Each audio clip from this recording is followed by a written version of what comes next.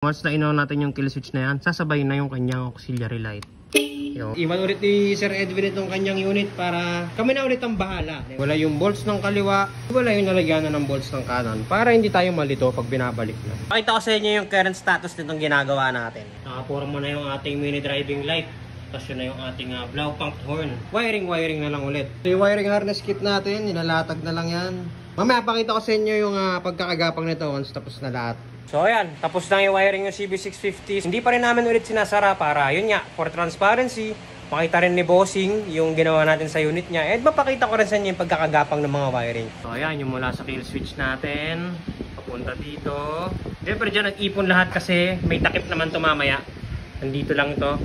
Medyo light ballast nandito, ayan. Then ito yung mga pagkakagapang.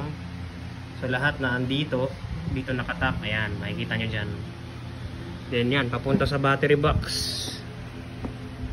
And then yan yung mga relays natin. Diyan, nakatago. And then ito yung sa mini driving light natin.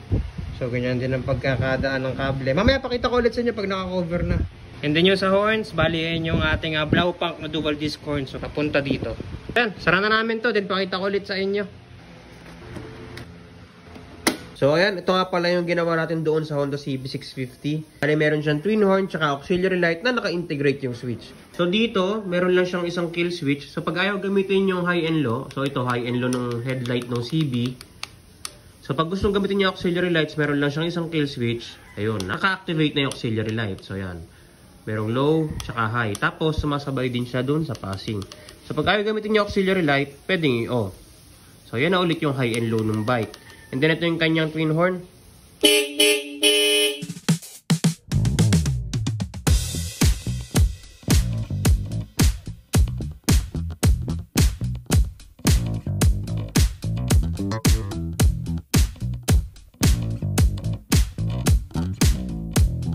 Sir, kukunin na kasi ni Sir Edwin yung motor niya. Sabi ko na, ubus ng mga tao dito yung maha. Grabe naman to, sir. Thank you. Saka ano to eh, legit Acra to eh. Oh. Parinig ko sa inyo yung tunog. Yeah.